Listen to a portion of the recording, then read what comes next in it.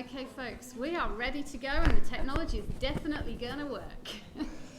Okay, so welcome to the last presentation. I'm very excited to introduce Professor Alison Kitson, who's got an extensive and really exciting track record in knowledge translation and implementation science, and she's going to be sharing some of her learning with us this morning. In 2009, Alison became a fellow of the American Academy of Nursing for her work on standards in nursing care. And 2013, she was awarded an honorary doctorate from the University of Malmo, and in 2015, Alison was elected a Fellow of the Australian Academy of Health and Medical Sciences. As if that wasn't enough to keep her busy, she's also the Dean of Nursing and the Head of School for the School of Nursing at the University of Adelaide. Before coming along to Australia, Alison has an extensive career in executive leadership within the UK, and she holds a number of honorary positions internationally and has been published extensively on implementation science. So she's got lots of prestigious accolades, including the Florence Nightingale Fellowship. So welcome to Canberra, and thank you so much for sharing with us some of your knowledge and insights. Thank you, and it's great to be here. I've really enjoyed listening to the presentations this morning, and obviously, given that my interest is in knowledge translation, how you get research into practice, I was thinking about almost every one of the presentations about, okay, so how would users respond to it, how would clinicians respond to it, how would the public respond to it, how would it be written up in the local newspaper in Canberra. But I'm going to start with a question. You may not be expecting this, but it's always good to start with the unexpected. How many years do you think it's going to take before doctors, nurses, and allied health professions will be replaced by robots? 10 years? 20 years? 50 years? What do you reckon? Or will it never happen? What? If they were cheaper. Tomorrow if they're cheaper. Yeah, because, so what do you reckon? Will it ever happen? Will it happen in your lifetimes? No? Yes? Okay, because actually, Bruce talked about big data sets. You now realize that with personalized medicine and what's happening in the US, that most of the breakthrough interventions are going to be sort of facilitated by teams who will use huge data sets, millions of bits of data that will help them understand. So they won't be expecting an individual clinician to think about the 3,000 cases that they've remembered or the 5,000. They'll be looking at millions and millions and millions of data sets. So if you sort of use that logic, then you could actually argue that the most effective way to get knowledge translated into everyday practice would be to use robots. Because A, they wouldn't be sick, B, they wouldn't have a headache, D, they wouldn't take a dislike to the patient, all these factors or they wouldn't get bored with doing the routine same old thing, because they would just do what you programmed them to do. Now, would you like to work in a health service like that? No? Yes? Maybe in some places it would be good. So I'm going to challenge you in this presentation. I'm going to hopefully take you out of your comfort zone and really get you to think the unthinkable, the stuff that you might dream or have nightmares about, because it's probably not too far away in the future. So be warned. Okay, and maybe that's why the sort of subtext of this presentation is about some journeys you wish you hadn't started out on, because you may end up thinking in a different way, and you know that the way we think determines everything about us. It's the first thing to get structured, it's the last thing to change. So again, another little reflection. So we all start out in our health professional journeys, bright, happy, nice clear road, no roadkill yet. Do you know where this is? Flinders Ranges, yes. But sometimes, you know, and it may not be anything we've imbibed, our things get a bit sort of out of place and we just get tired and hacked out. And then we just lose all sense of proportion because we don't really know what's happening. And what we're still looking for is that sort of sense of well-being, of calmness, of understanding what our own life is about and what our contribution to the well-being of others is about. So in a sense, we're all in the same journey, but we know that we have lots of different challenges. And that was probably the sort of the summary of my experience over this last 25 years or so, trying to understand how you do get knowledge that's generated, that's been tested, that's first-class knowledge. How do you actually get it introduced to the frontline team, to the point of care? That's really the big unknown. So, as I said, I'm hopefully going to make you feel uncomfortable. I'm going to turn the iceberg on its head so that what you know and what you think you know about knowledge translation will just be turned upside down, and hopefully that will mean that the question and answer time we've got at the end of the session will be sort of exploratory, robust, and good fun. And of course, I don't know if anybody realised, but on the programme, I don't have any end point. Did you realise that? Yes, I know. So I think by 5 o'clock I should be finished. And you know, who cares about nutrition? You know, because we know. So that's what the upside down bit of an iceberg looks like. It's still quite beautiful. So this is what we're doing conceptually. I also want to acknowledge the team that I've worked with over this last 3 years. This is it's now called the Faculty of Health and Medical Sciences Translational Science Task Force team, and very much sort of walking the same journey as Bruce described. Like every health system in the world is challenged with trying to understand how we optimize the knowledge that is generated in different areas. This is an interdisciplinary team. So we've got medics, bench scientists, educational specialists, translational specialists, dentists, psychologists, a big, broad sort of church of people who've been involved in this thinking. This is our new Adelaide Health and Medical Sciences building that's just been opened in Adelaide, and again, reinforcing some of the comments that Bruce made. This is, you know, the physical manifestation of trying to get people working and connecting and bumping into each other and having conversations that they wouldn't ordinarily have. And I'm a great believer in one of those old-fashioned ways of communicating, talking to people. It's amazing how just having a bit of an idea, and not structured, not focused, but just having a conversation, it's really quite amazing. The big translational science challenges that we have, though, are sort of multidimensional. The individual, I'm just trying to see, do I have a pointery thing, or it's on the, so what we have to realize is that when we talk about knowledge translation or translational science, we have to say it in this interdependent, multi-dimensional way. So every one of us in this room will have a view, an understanding, and a role. What we know about the science of implementation will either make us more or less effective in what we do.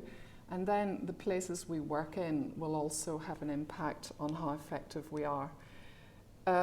It's not helped by the fact that as a young and a relatively young discipline, the language and the terminology that we use to talk about this thing is very variable and different. And you will know that as disciplines evolve and mature, the definitions and the terminology also is standardized. But, some people will talk about translational science. That was the term that was very much in vogue in the early 2000s, and that was coined by the Institute of Medicine in the US, who really kick-started a lot of this, focusing on the gaps, as they called it, between bench research and clinical research, and then clinical research to clinical practice. Interestingly, in Canada, there was a different sort of movement, and very much Ian Graham, who was one of the leads in the Canadian Institute for Health Research, he coined the phrase knowledge translation. So that's probably why you've got these two sort of bodies of language. They probably are talking about the same thing. Interestingly, in the UK, we have they've gone more into knowledge mobilization, and the science of knowledge translation is often called implementation science. And then embedded within that is the whole notion of evidence-based healthcare. So again, it's really just to say that when we talk about these things, we're probably focusing on similar things, but the history and whether it's applied or science will make a difference. I mentioned the Institute of Medicine's roadmap. In the year 2000, there was a big sort of commission or group that was pulled together, which really was sort of reflecting and looking at the state of science in the US and how it was impacting and improving overall healthcare. And as a result of this, as I said, there was the beginning of this notion that there were two major gaps. Now, implicit in this diagram, and this was the first sort of manifestation of what translation research was about, was basically saying you start with your basic scientific research, you then move to the clinical trials and then clinical practice, and the gaps or the roadblocks were between these two things here. Towards the end of the 2000s, we had different commentators adding gaps rather than deciding that they could do something about the gaps. What we had was a proliferation of gaps. We had gapitis. So what you had was that people saying, well, and it was often, so the clinical researchers, and it was always following money, of course, because these guys were getting big handouts to fill the gap, and these guys were getting not so much money to fill that gap. So the clinical researchers, like the clinical trialists or the clinician researchers, lobbied government and said, hey, you know what, we need some money because we need to develop guidelines and then we need to disseminate research. And then not long after that, Curry, who is an epidemiologist and oncologist, he said, well, what about us? We're the public health, we're the population health guys. We need a cut in this as well. So he and his team actually, again, increased the number of gaps to 5. So he was saying, well, basically, you can't just leave it at the clinical researchers, because we have to move it up to a population health dimension. And then the next thing is we have to have a way of feeding back that population health data, that epidemiological data, back to the scientific discovery. So again, intellectually, you actually begin to understand how people were trying to, use the gap phenomenon as a way of getting more investment. And we have the same phenomenon happening here in Australia with the new research fund, the new futures fund. And I suppose my anxiety is that if the future fund is constructed, if the mental model of the future fund is constructed in this conceptualization, we're just going to get the same old. We're not actually going to change the way we think about stuff. So in Adelaide, we're just about to open a new hospital. This is it here. It's only 2 years behind schedule. And we've decided to open it on the 5th of September.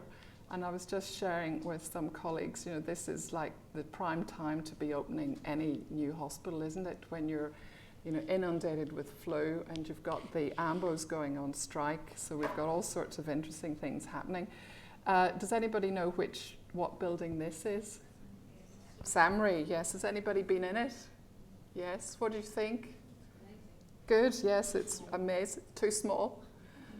Well, they're building SAMRI too, of course, So this is the bright, shiny sort of TARDIS that we've got. And it's wonderful. And it is, again, embracing this commitment to mix people, to get different groups together.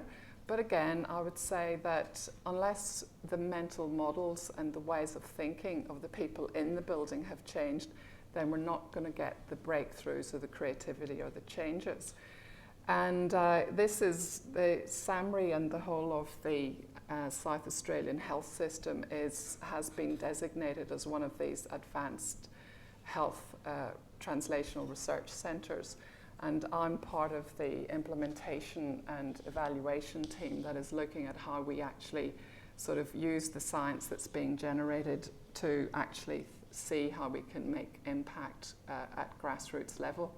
So when SAMRI was opened, what Steve Wessling and the senior team did was that they actually recruited in Graham to help them think through what their translation research or research translation sort of methodology would look like. And again, it's quite interesting that these are Bruce diagrams, aren't they? You would feel very comfortable with these, Bruce. And so I'm not going to go through them, but again, what they were trying to show was that there's a thing called translational research. So that's actually trying to understand why we can't get knowledge moving across. Then there's this thing about how you do it. And this was inferred that you were just you didn't need to do research, you just did it. And then these were the outputs, these were the impacts that you'd be looking at. SAMRI has pretty traditional research pillars, these areas. And it then has themes, and what it tried to do was show in some sort of mystical, magical way that knowledge translation or translational research sort of morphed or metamorphosized or through the power of osmosis just was there.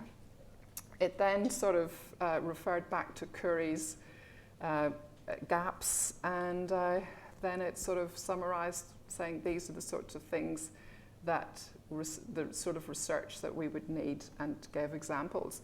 Now, the reason that I know about this is that when we set up the group at the Faculty of Health and Medical Sciences, it was really to try and get a very disparate group of researchers to begin to think in a similar way about what knowledge translation was. I was seen as the expert, so we set up this task force. And having read through that, I just thought, that's a total nightmare. I have no idea what I could do with this, because I've got multiple different models. There's no action, and it doesn't tell me what to do. So if I was a researcher, I would not have the first clue of what I was supposed to do. So that was where we started 3-4 years ago. And the first thing that we did across the faculty, so we've got medicine, dentistry, public health, nursing, and psychology. We undertook a scoping exercise, a mapping exercise, to really ask the leaders, the thought leaders across the faculty, so tell me, what do you think knowledge translation is? How do you do it? And what would be the outcomes? What would success look like? So what we found was that people either conceptualized it, thought about it as either a pipeline. So again, in the very traditional sort of deductive sense that you started with generating new knowledge, you then gave it to your trialists, who then passed it on either to guideline people or to clinicians who, through some, again, mysterious response, just adopted it. Hands up who believes that knowledge translation is as straightforward as that? Nobody. Good. But yet people in, senior people who were leading whole research teams, who were teaching undergraduate students, who were supervising PhD students, that was the mental model that they had in their head. So how can you actually embrace the complexity and unpredictability and messiness of knowledge translation if your own mental model is that, well, it's just the hard bit is doing the research, and then I'm not really that interested in what happens because I don't get high sights for making sure that it's implemented in practice. Well, maybe the impact statements around the ERAs will change the way we look at these things. But people who got it as an integrated, complex, cyclical thing, also everyone identified the challenges, skills and training, acceptance that knowledge translation is itself a sort of a proper scientific discipline. A lot of people talked about funding constraints, time constraints, policy, the isolation of being an academic and a researcher, and the need for partnerships, but partnership working is always very difficult. And the fact that there were no big policy, big thinkers out there that was trying to push us. And I think 3 years on, that's changed, which is really good. And then the incentives, and again, you wouldn't be surprised at what they said they were. So what success would look like for our faculty would be the metrics that we could test were more partnerships, people being valued and rewarded for actually doing translation research, more coordination and more grants and funding. Now this is probably like Brooke, was it Sean's sort of image of the whole process engaged in organ donation. This is a map of the codependency or the interdependency of research teams looking at obesity. Okay, so that's the reality that most of us, in fact all of us in this room, live in. So, and if you reflect on each one of the presentations that you heard this morning, what was coming through was that even though we thought it was straightforward, straight line, it wasn't. Even trying to move patients out of ED into other places and the hypotheses, that was managing complexity. So if this is our reality, how do we then actually begin to understand knowledge translation and how we teach knowledge translation, how we do knowledge translation, how we get knowledge translated into practice? So this was where we, as a team, went through our own journey. So there were a few things that we did.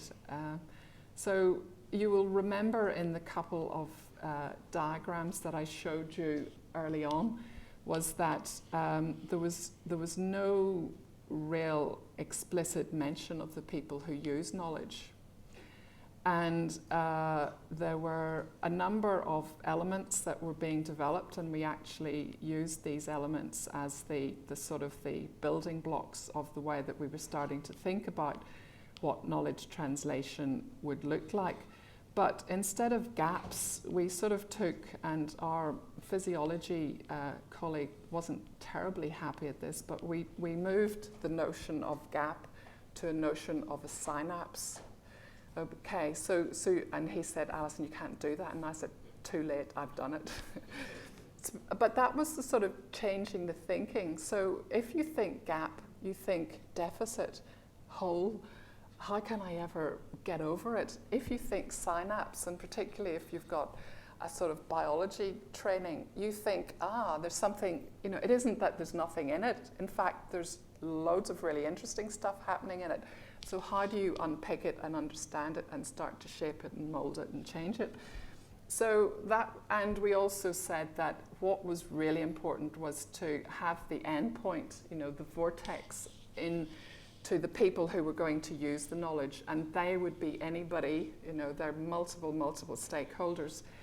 So as we played around with that idea, people still said, well, you're just sort of moving the deck chairs, but the Titanic is still sinking, because you've not really changed the thinking that much. So this is how we got into the next iteration of the diagram, and this was where two other colleagues who had more training in complexity and network theory, and that again was taking ideas from engineering and information technology, and they said, we really need to stop representing this as some sort of logical, cyclical, sequential idea, because it is much more dynamic, and actually it's multiple systems all interacting with each other. Now again, having got to know some of my bench scientists very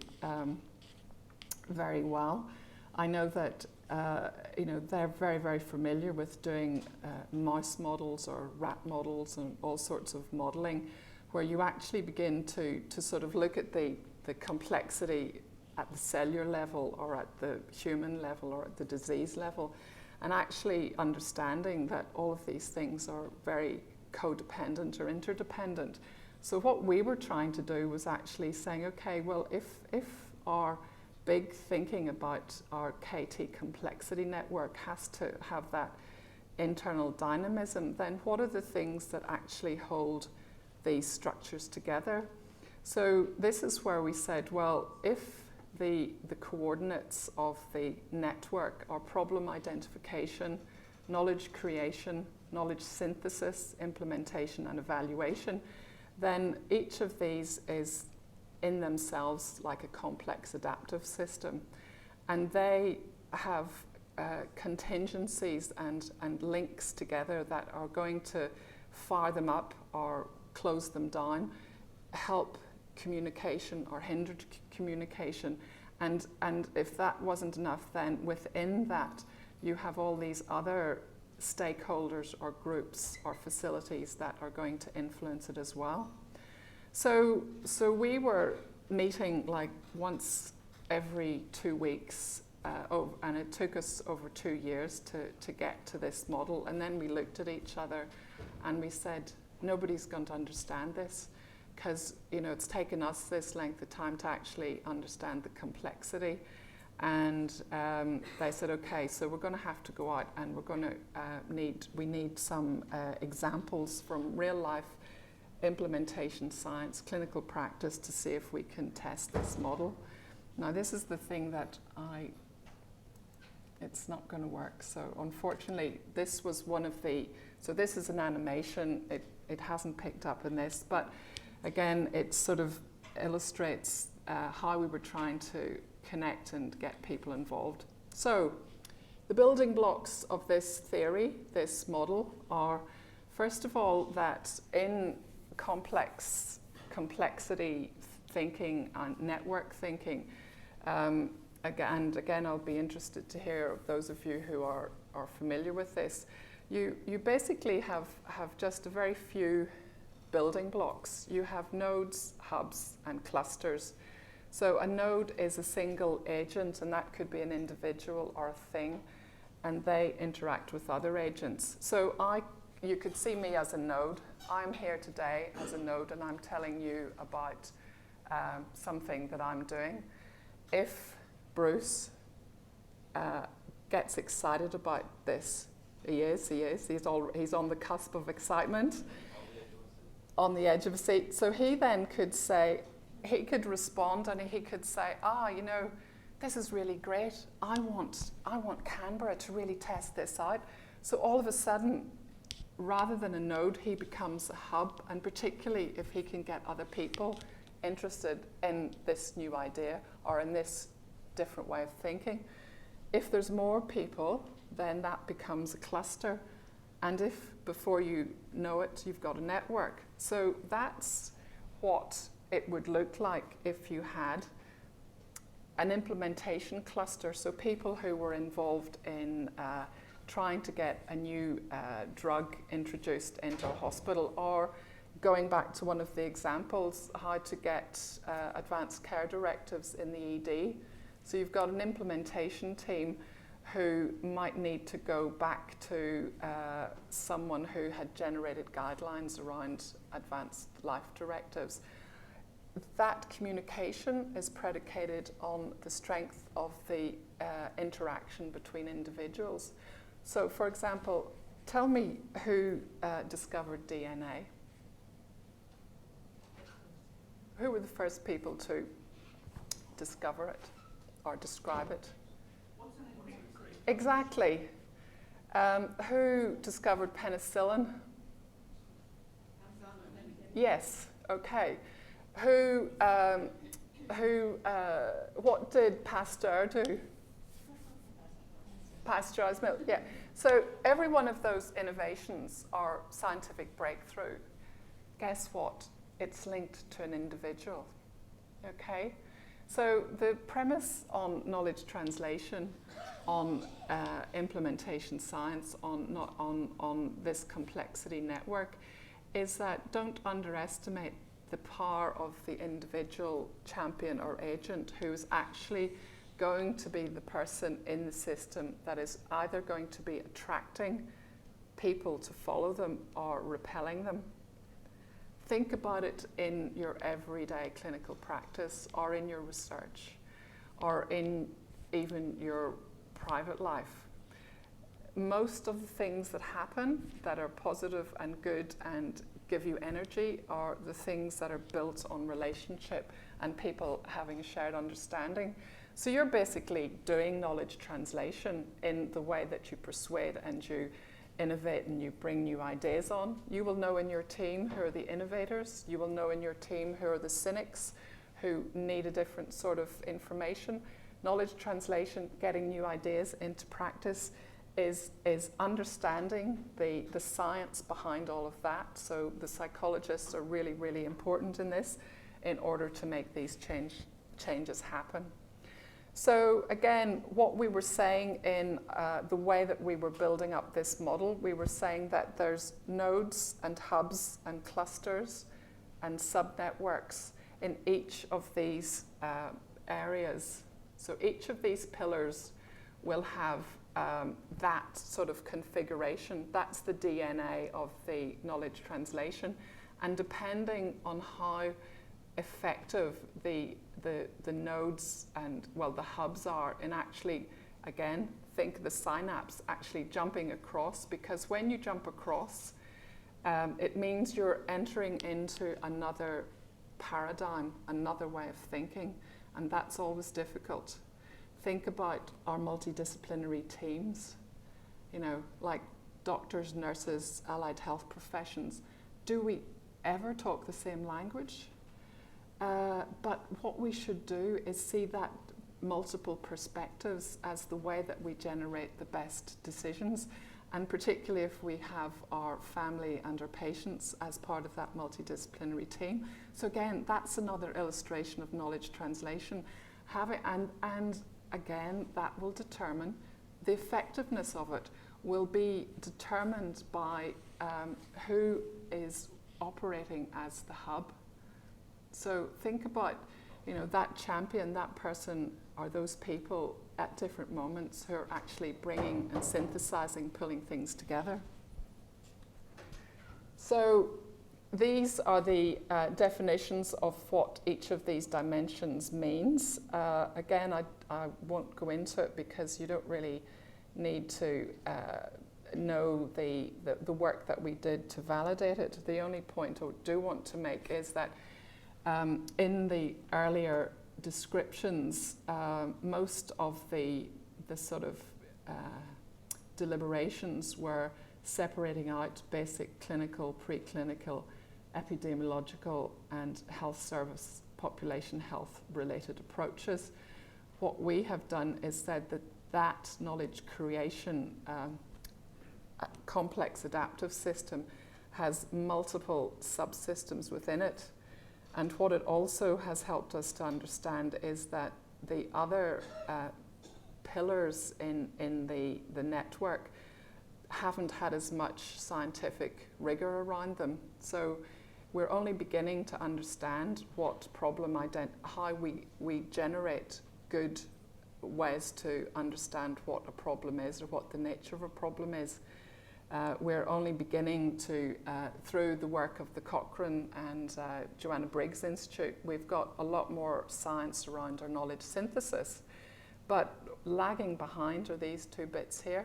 So what we're now saying, and again, if we go back to the Future Research Fund, we could be saying that the areas for real investment in research are around how we engage our local populations, our local communities to identify problems, how we improve the science of implementation, and how we actually get better mechanisms to evaluate what we do. So we're sort of saying that these different dimensions move in and out in what could be seen as a random, but the randomness is moderated by the hubs, nodes, clusters and networks, and the purpose, the goal that these groups have decided to look at. And then these are the descriptions of what a complex adaptive system is and the complexity network. So I'm going to illustrate this with a clip now. I'm just warning you, this is about the tsunami, the 2004 tsunami. So some of you may find this challenging, but this is a real life example from some of the work we then did to try and test the model. Of man. The tsunami death toll continues to rise as the real extent of the devastation unfolds. The quake's epicenter was off the island of Sumatra in northwestern Indonesia. On the TV, you see the destruction on a box, okay, and it dislocates you from what it is, right? When you get there and you see it all around you, I mean, it was horrific. Everything was gone, and as photographers, you need geometric shapes to work with. I mean, a kilometre away would be a palm tree, and that was it, or one house standing, or there was just nothing to photograph. Yeah, it was shocking to see. When it happened, I was on holidays and straight away rang up a picture editor and said to him, we have to go. It's a big story, it's huge. He's saying to me, just enjoy your holidays. Put the phone down and I'm watching it on TV as it's unfolding and shaking my head. I should be there, I should be there. A couple of days later, we realised that Banda Aceh is completely lost, gone. And that's when they panicked and said, you're on a flight tomorrow.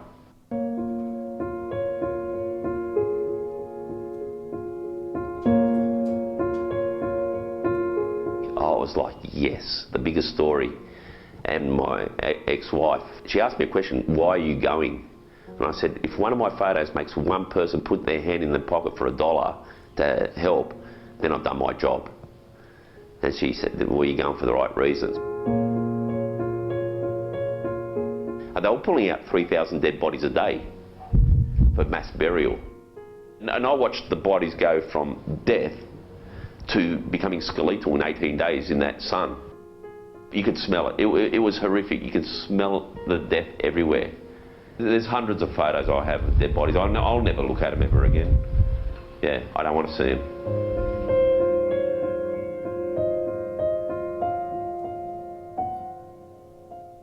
This guy's holding a 7-month-old baby, and I took a photo of it, and he's holding the baby up for someone to grab the baby.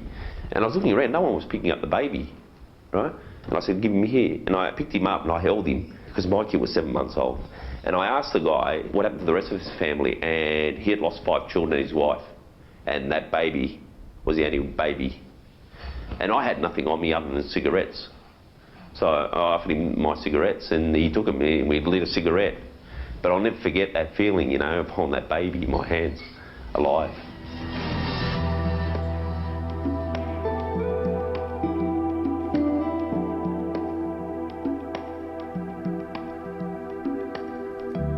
They were incredible people, you know, resilient and took it in their stride, and they lost a lot of, you know, their lives and their livelihoods and all that, but they were amazing people with amazing stories, and I always respected them for that. You know, they had nothing, and yet you'd see a smile on their face. Looking at it, it was an incredible privilege to see. And what it's taught me was that life is so fleeting and so precious. So every moment with anyone, my kids, they are special, special moments, every moment.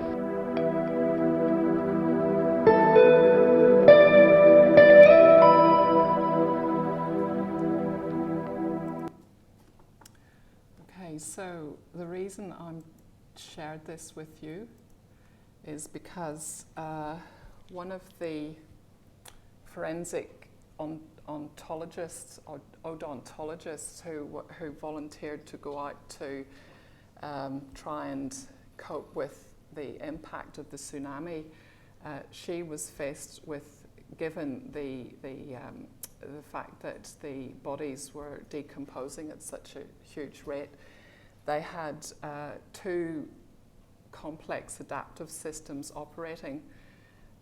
They had a community of local people, and they had a community of foreigners, all of these tourists who had been caught up in this. And the big problem that they had was that they didn't know how to identify the victims. So the current mechanisms or methods or knowledge that they had wasn't working. So this forensic odontologist, who was the node in the system, she contacted one of her colleagues back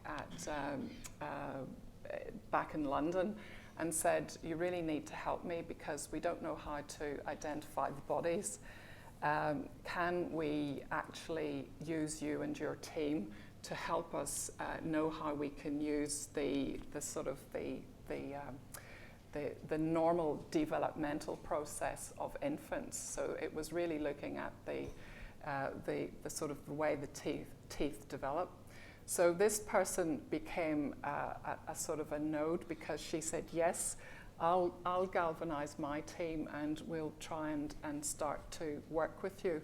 So this colleague contacted other experts around the world, and they became a hub which sort of generated an international cluster.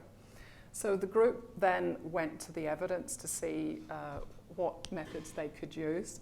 They discovered that they had never had to generate anything quite on the scale and something that was needed so immediately.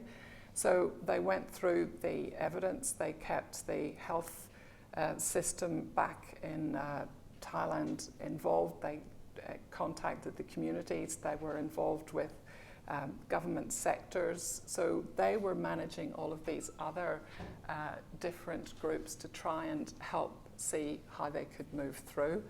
So what they then did was they, through the work of Helen, and it's actually been published in the Alan Brooks et al., the sort of International Journal of Design, Nature and Ecodynamics. This led to developing a tool that actually was like a dental atlas that they were able to trial and use in order to start to identify both the nationality and the age of the bodies. That tool was then refined, and it is now a universally accessible tool that you can get on the internet. So that example that was shared with us by Alan as the dental expert sort of was in a sense a way that we began to understand that how people respond and how they generate knowledge, how they use it in such extreme circumstances can be very, very impactful.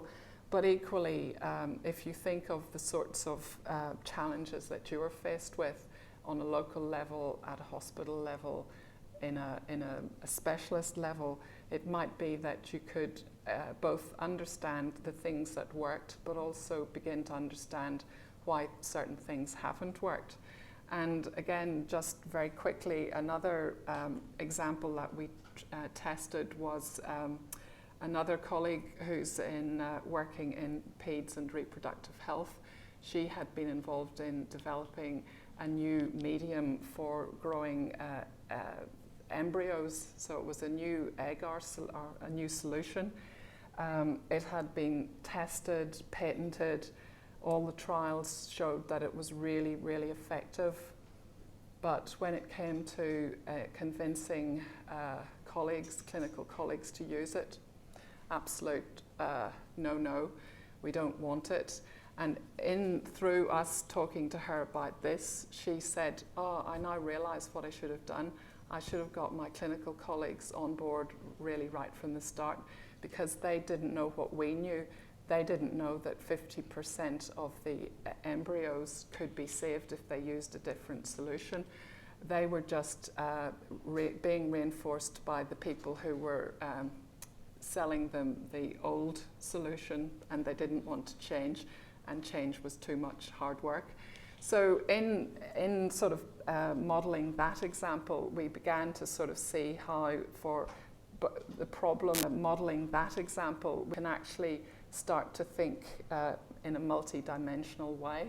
So just to finish, the consequences of what the journey that we have taken in the Faculty of Health and Medical Science is that we are beginning to generate different conversations. I wouldn't say that people are convinced by this, and that's good, because it needs to have more exemplars and more testing.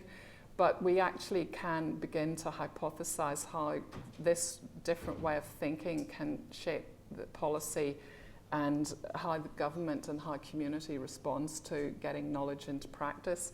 It will show up where new investment is required, and it will also teach us how to engage and work with each other differently. And I think most excitingly, it may help us to identify and refine problems for investigation in novel, disruptive and unique ways. So the paper that I've drawn from is published in the International Journal of Health Policy and Management. We are seeking further feedback and refinement, so if anybody's interested, I'm very happy to share both this and the paper. And we are collecting knowledge translation examples, both things that reinforce the model, but things that show that the model isn't quite there yet. And we've just undertaken a mapping review of our curricula right across the faculty to see where knowledge translation is taught. Guess what? It's sort of hit and miss. So there you go, there's another little test. So it's always an upward hill, and the journey never stops. So thank you so much.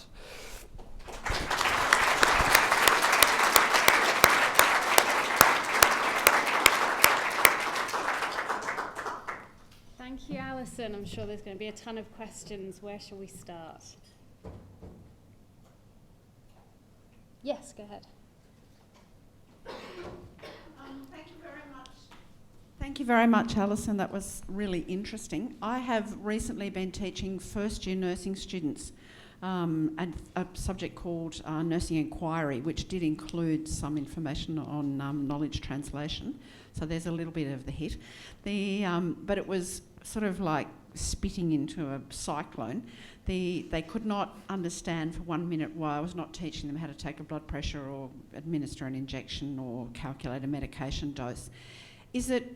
Is the timing of teaching knowledge translation important, and what have your experiences been, and what would you recommend to us who are trying to teach this topic? So we actually, another project we did was actually to sort of address exactly what you've asked. So we actually took hand washing as an example, and so we made a video, and we had 6 different stakeholder groups. So you had the research nurse, the parent, the policy maker, the person from the accreditation, and they each gave their view about how they thought they could get things implemented.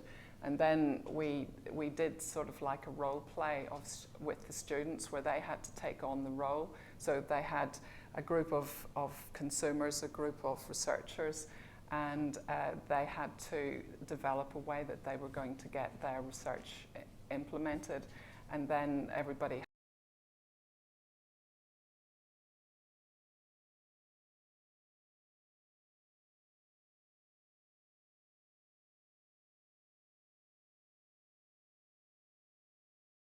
not give the solution, but ask students the questions. Okay, so you've got this Advanced Life Directive, shows that we're not using it. How would you put that into your ED? They'll come up with brilliant ideas. It's only if we don't listen to it that it won't change. Yep, okay, Bruce. Thank you, I enjoyed that very much.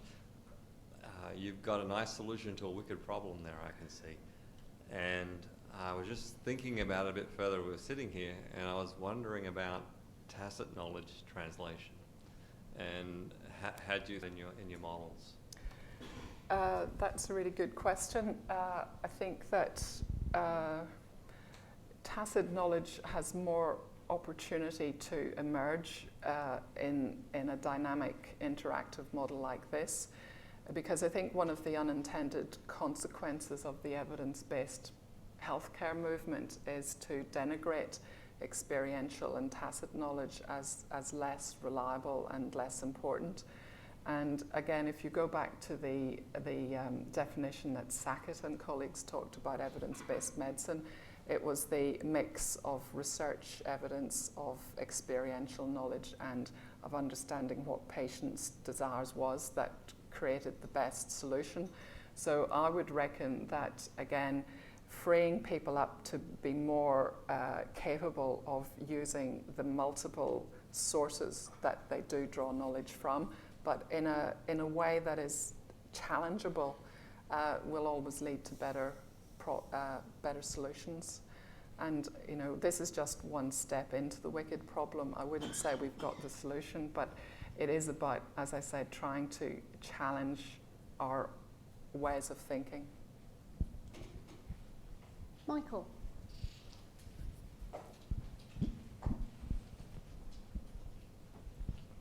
Thanks, Alison. Wonderful presentation. I'd really be interested in you talking a little bit more about the facet of problem identification.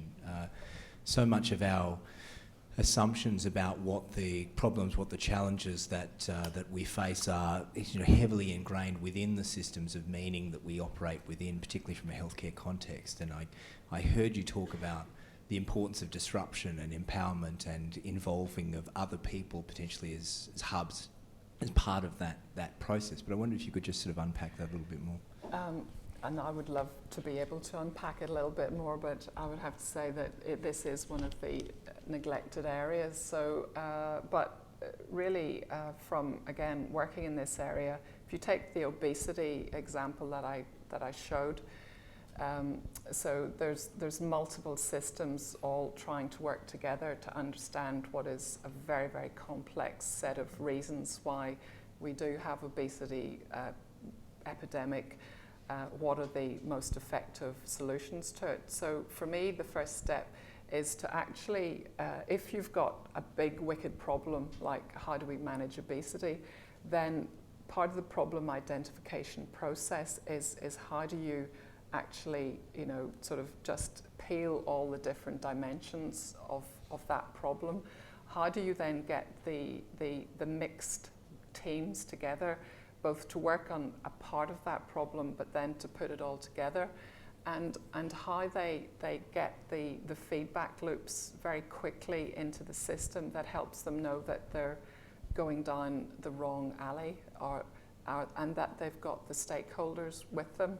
So I think certain principles are knowing the size of the problem, who's defined it, and the paradigm and language that they've used.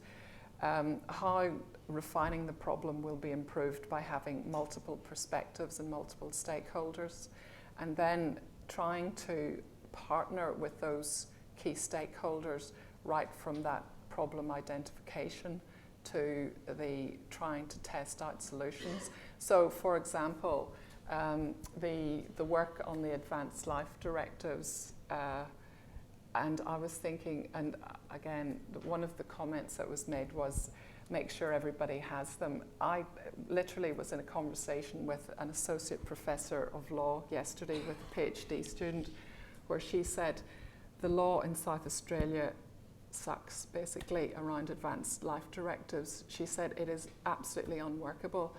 And she then went through, from her legal perspective, the number of reasons why it wasn't going to work. So I think that as a tool, you know, if I hadn't had that conversation with the lawyer, I wouldn't have known that there were problems with the South Australian Advanced Life Directive. So what do we then do? Well, maybe you get everybody into a room and say, what is the problem we're trying to tackle? And for me, the problem is that too many people are dying in hospital, not enough people are dying at home. So maybe it's not the advanced life directives, it's actually how do we put resources into the community so that people can die where they want? And it's only if you get the right people in the room and continue those conversations that you'll actually end up doing things that most people want and value. But if you want to start working with us to understand problem identification, just drop me an email. Excellent. Well, thank you so much, and thank you for your participation. From the committee of the CHARM conference, who would like to say a concrete Thank you so much. Thank you so much. Lovely, thank you.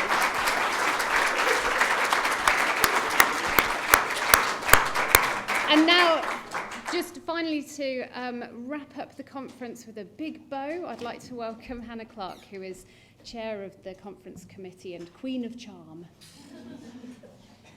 I have to say, somewhat absent Queen this year, and I do apologise for that. So I've got just a number of quick thank yous to put out there. Obviously, thank you to all our keynotes and to the speakers of this meeting. I think you've really helped make it a fabulous meeting. Thank you to the audience for your attendance and engagement. Thank you to the hard work of the committee members. Without your help, this would not be happening.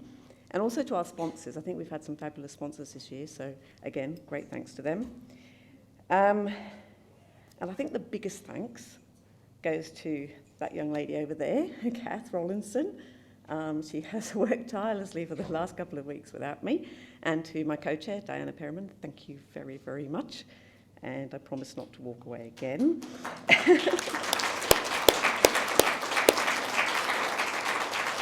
And obviously to the rest of the Office of Research that has also put in a lot of hours to help make this work. So thank you to everybody. If you have suggestions for keynotes for next year, do let us know. Let committee members know or let us know through the Health Research email. And finally, for those people who are attending the masterclass after this session, please meet me upstairs outside the auditorium in about 10 minutes. Okay? Thank you.